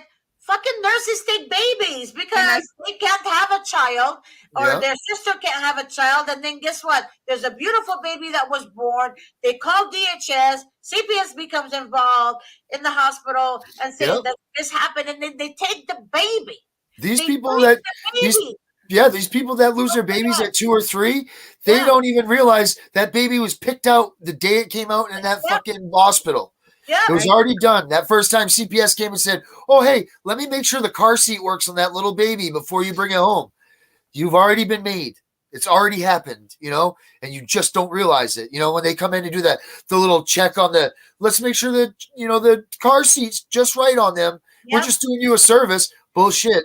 You just got made. That kid is no longer yours. They're coming for it. One day, they're just waiting their turn. Yep, I'm telling you, especially when it's a new baby, I'm telling you. Yep. And then they say, I kid you not, the mother didn't do drugs. The father didn't do drugs. Grandparents don't have criminal history, all that. And the baby's drug addict, right? The baby all of a sudden has meth. Yeah. And then the father's like, what the fuck? The mother's like, what the fuck? We've never done drugs in our lives. Right. But the baby was so beautiful that that nurse literally took the baby as placement in her home. See, that's what I think's going on with ours. I kid you not, and that's exactly what I think's happening to ours, and I've told you that. Yep. I think that this has been coming for a while, and this is, I mean, I don't want to get tinfoil hat like, but this has definitely been planned. It's been in the works, and it was just a matter of time. Yep. Go ahead, Cassandra. What is it? I think that I was targeted also, like, for a while, and I actually fought them off for a good while, but then when they found my weak spot, when they seen that my child wasn't in my custody at the time, that's when they hit me and took both my girls and threatened to take my son if I didn't give him to his father. Even though my son wasn't even there. Like, my son is a different father and he wasn't even with them. They threatened to take him too. This is fucking insanity. Oh my God, this is disgusting. I mean, oh my God. Okay, you guys, we're like literally 33 minutes overtime here. That means it's a good show. I love you guys. I seriously, Darren, I love you and your wife so much, and I have so much respect for you. Cassandra, my poor Cassandra, this girl is so innocent that I'm surprised. I'm surprised with all the parents I talked to, all the parents I got a chance to get to know. First I was surprised. Now nothing surprises me anymore. Now people call me and they say, this is gonna shock you, Miss G. No, nothing shocks me. Like, you can fuck me. You can fucking say the social worker was a walking dead. She's a zombie and she's breaking in people's homes. You can say, I know. Yeah, I'm like, I know. She's eating flesh and blood. I know. It's like, I told you. I told you. Like, literally, like The Walking Dead, that's how I see the social workers doing. walk in the street, right, seeking whom they may devour. That's how they do it. Who does that? The devil. The devil does that. Yeah. The devil roams the earth, seeking whom he may devour. But who does the devil attack first? The woman. The devil what? Attacks the woman first. I actually had a communication with a Christian friend of mine. Me and her, go to the same church. And we were talking about this last night. The devil attacks the woman first. Right? So attacking the woman is using her children. Right? Well, right, takes her right out of the game. Because that's how you weaken a woman, a mother. Right. By taking her soul. The father is the protector. I'm not saying all fathers are good fathers, right? I'm saying the father, naturally, who is a good father, wants to protect his wife and his child. Always. Yeah. That's what a father is. Now, the father gets attacked by taking away his manhood, his fatherhood. When you try to take a man's fatherhood, you're literally depleting him from his dignity. Right? You're actually stealing his livelihood from him, because in nature, father is the protector. I say this all the time. You go out in the wild and try to take one of those youngs from one of those nests and see what happens to you. Yeah, see what happens to you. Yeah. That's the thing. And then when the father reacts or the mother cries, then they automatically say the mother is weak. The mother has mental history. The mother is this. The father is violent. Exactly it. The father is threatening. The father. I take care of things. I take care of things for my wife because she's so broken and sad. Because she's lost. She lost. Like, it's not the same for me as her. It's both of our daughter, but that's different. She made that baby. It was fun for me. Like, she created that baby inside of her. So it's a whole different thing. So I take care. She's down and out. When you're in a couple, you take care of the person that you're down and out with. That's what you do as mates. If it means that I have to go get her a drink every 5 minutes, then so be it's what I do. But they frown on that. Well, Mary can't be. Well, my wife, sorry, said her name, but they say all the time, they're like, she needs to do things for herself. Go fuck yourself. You're not going to tell me who's going to need to do what for my wife. I'll do what I feel that my wife needs until she's strong enough to get on her own 2 feet. No one else is going to tell me that, but that's what they do. They try to make you feel like you can't do that. She's weak. And just like you said, and maybe she needs medicine, probably has ADHD or, all this bullshit. Everybody is mentally crazy, and they're the only ones who are sane. Right. They're the only ones who are sane. I look at them and I'm like, I swear, you guys, if I see a social worker in front of me, I've watched videos with social workers, people like video record them when they come to the house. And I swear to God, when I see them, as God is my witness, I'm looking at Satan. It's like they're dark. If you look in their eyes, smile that they have. Yeah, they're empty inside. I kid you not. I look at them and they have this fake clown grin on their face. They do. And they know exactly why they're going to your house. And they try to smooth talk you, but that's what a narcissist does. If you ever meet a narcissist, if they're calm, right, while they're lying in court against you, you know damn well they're narcissists. Because a person with feelings, emotions, right, that means they're alive. When you have feelings, when you cry, when you show emotion, that means you're living. You have to be fucking dead. Dead. If you think tears are weakness, you have to be dead inside. Tears are not weakness. Tears, emotions and tears, God gave it to us for a reason, to express how we feel. Even an actor. I met a really, very well-known actor about 2 years ago. And I asked him, I said, how do you make yourself cry in movies? He said, I remember something that's really sad to me, like the loss of his mother, or, the loss of a friend, or something that tragic that happened in his life. And he remembers that. And that's what makes his tears come out, right? Mm-hmm. That tells you that we have tears for a reason. We show our feelings. We show our emotion. Good for this guy right here. I was just reading this guy, Tim. Good for you, man. Like, that's a real man. Stepped in to step up for his wife, and they were trying to break his family. I'm reading this right now. Good for him. See, more guys got to realize that they have to do that for their women. When CPS comes in, and more women have to know that when they're sitting there and they're smooching and everything, being like, oh, well, he yells at you. Well, sometimes he yells at you. Once you tell them, the minute they raise their voice at you or anything, it's all over for you. Now they're abusers, and you need to shut your mouths when CPS is in that house. You tell them nothing. If they even get to, don't even let them in your fucking house. Yeah. Call a lawyer. Call Vincent Davis. Tell Vincent these bastards are knocking down my door. How much do I got to send you to stop this shit? That's what you got to do. What you need to do, that the investigation, like I told you guys, the investigation is the most important part of the case. You need to stop them from removing the child from your home. That's important. Because once they take control of your child, it's history. So I need you guys to understand, do not fucking open your mouth. They're not your friend. They're not your fucking family. They're not going to protect you. All you have to say, like Darren said, all you have to say is, yeah, my husband yells at me sometimes over financial shit. You think it's normal in your head. But what they're going to say is domestic violence. Yep. Even though there's no police involved, never been a police report, they're going to say in the report, domestic violence. That's it. You think the judge is going to be like, oh, well, let me see, proof of there is no police. The judges don't do that.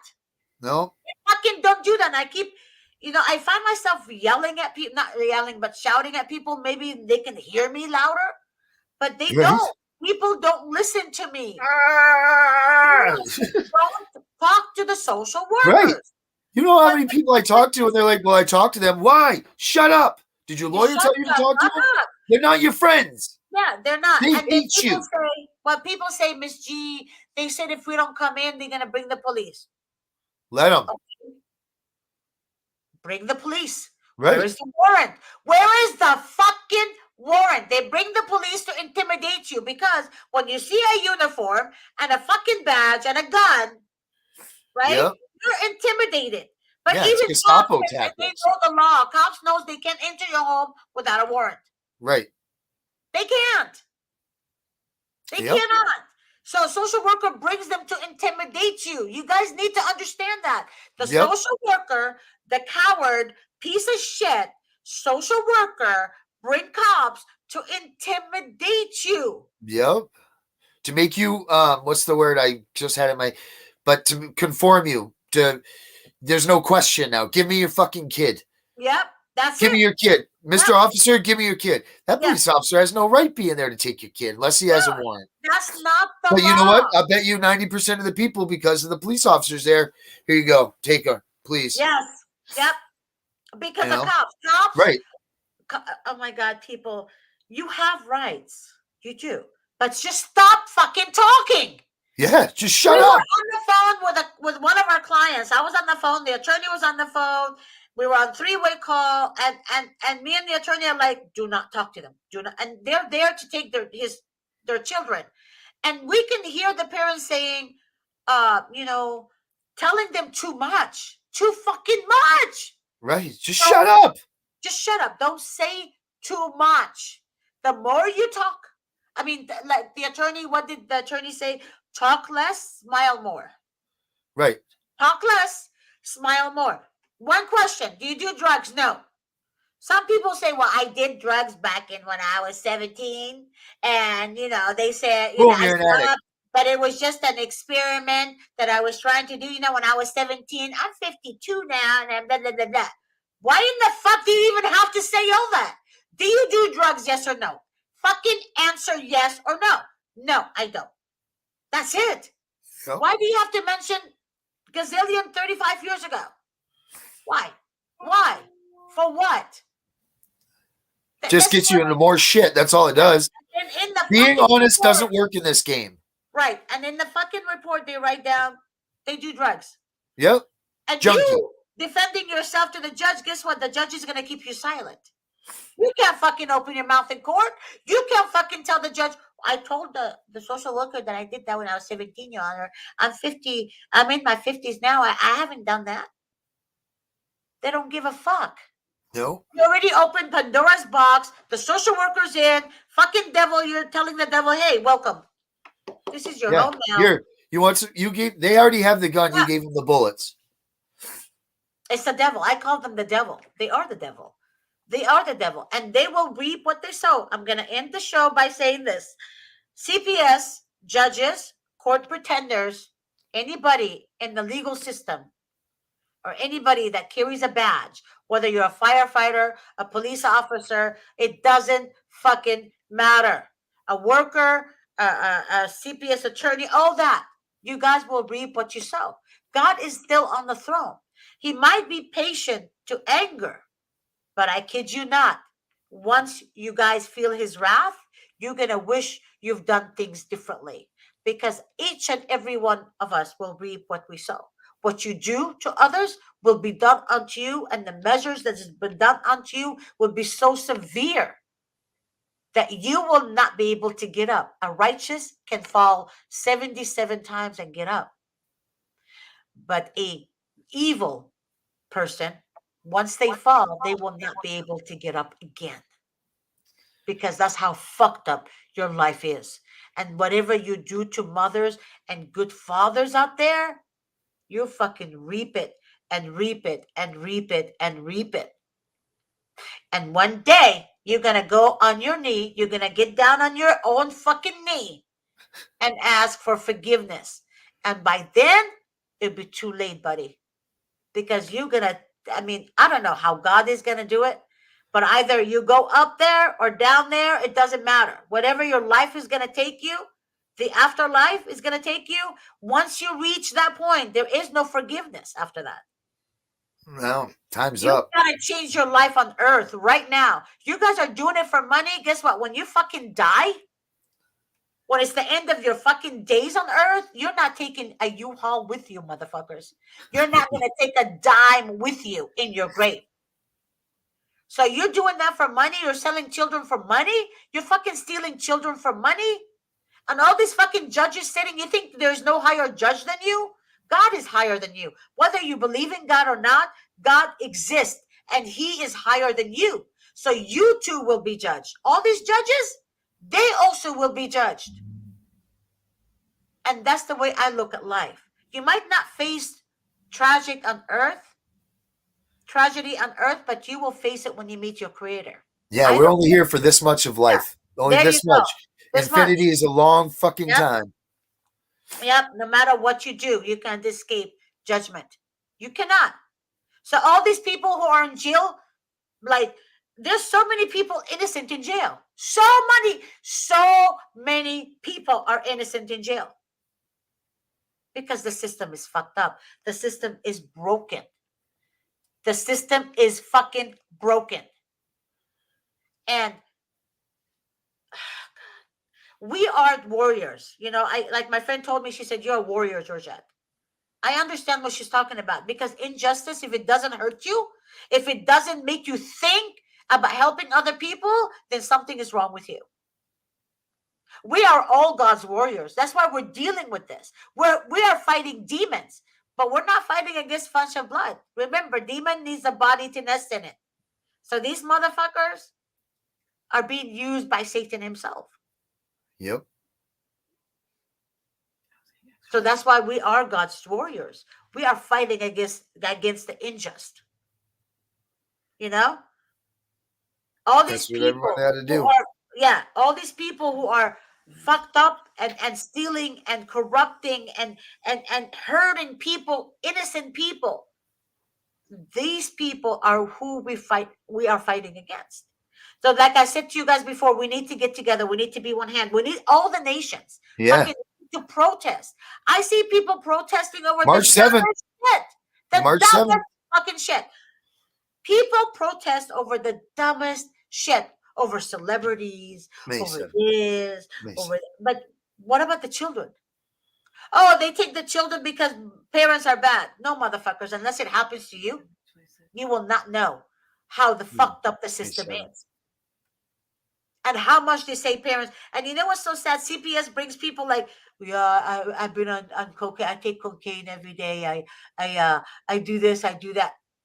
They make people think all over the United States that all these people that the children are taken from are all drug users. All of them. Yeah. And substance users and this and that. And they're not bringing the real truth. They're only taking. Yeah, and so what if they are too? Because because you're a substance abuser doesn't negate the fact that you're a bad parent. It doesn't say anywhere about that. Because they bring the people, they bring certain people, right, for media purposes. To say, of course they do. I don't want to stop. I don't want to stop using drugs. So they're making other people in the United States think that the reason people don't have their children is because they can't stop using drugs. Right. Get it? Mm-hmm. But that's not the fucking truth. That's not the truth at all. Correct. That's not the truth. That is not the fucking truth. So let's be clear on that. Let's be clear on that. But now it's an hour and 15 minutes, you guys. It's an hour. Wow, this is crazy. Let me see if Mr. Davis tried to call me. Where are you? What were you going to say about May 7th? Yeah, Georgette, your show's great, but time to get to work, hon. I know, right? What did you say, Cassandra? What was he about to say about May 7th? Oh, yeah. So May 7th is like the Million Kids March, right? I believe it's May 7th, right? And then there's a Parents Against CPS March that's also going that day in D.C. I'm pretty sure that's the date is May 7th. Okay. I'll let you know for sure. Why can't we do it nationwide? That's what I don't understand. That's the whole thing. This is about bringing this all together. Well, yeah, that's what I'm saying. Like, if everybody did it on May 7th and everywhere, like, that would be cool. Like, can we, Darren, can you post that on my page right now? Yeah, I sure can. Now post it on my page. Yep. I got to do that. And I'm going to email you that picture too. Yeah, I posted on my page and email it to me as well. Yes, you're ma'am. going to post on my page. You have my email address, right? Yes, ma'am. Actually, no, you don't have the new one. I do going to not. text it to you. No. Okay. I'm going to text it to you right now. Okay. Hold on.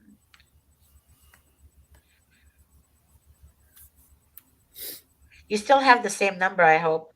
I do. But my phone is off right now because I'm on the air with you. Yeah, right. I told you.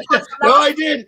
I did. I didn't realize my watch was still on. That's what was ringing. I should shut my phone off, but my watch still rang.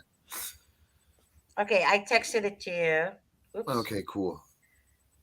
As soon as we're done, I will turn my phone on and then I will send them to you. Okay. I got it. I just did. Let me know if you received it. Turn my phone on, dear. Yeah. So, Cassandra, as always, I love you. I do. I really. I did get it. Yes, I did. Cassandra, I want you actually to call me. There's something I have in mind, but I need you to call me before 9:00 because I start my appointments from 9 to 12. Okay. And at 1:00, I have to do that other show with you, the 1:00 show. But I'm booked all day, but I do want to speak with you before 9:00. So after that, call me, please. Okay. Okay. All right. Well, after we get off of here, call me at 8. Call me at 8:45. How's that? Okay. Because I have a feeling Darren and I are going to talk for a while, but I do need to speak with you. But call me at 8:45, and we'll go from there. There's a few ideas that I have in mind, and we'll just go from there. Okay. Okay. Darren. Yes, ma'am. Love you. Talk to you love soon. your wife as well. Love you, Cassandra. Love everybody. It's nice to see you, Cassandra. Nice meeting you. Nice meeting you, Cassandra. Just be strong, guys, and remember that website. Oh yes, yes, I will get you. Yes. Yes. Thank you so much. All right. Bye, you guys. Bye. Take care. Good luck. We're praying for you. Fight the good fight, right? Yep. I swear that sounds like your wife. That is. It so is. Great. Was that Mary? Oh Yes. yeah, that's me. She's right here. Hi, baby. Hi. That was a great show.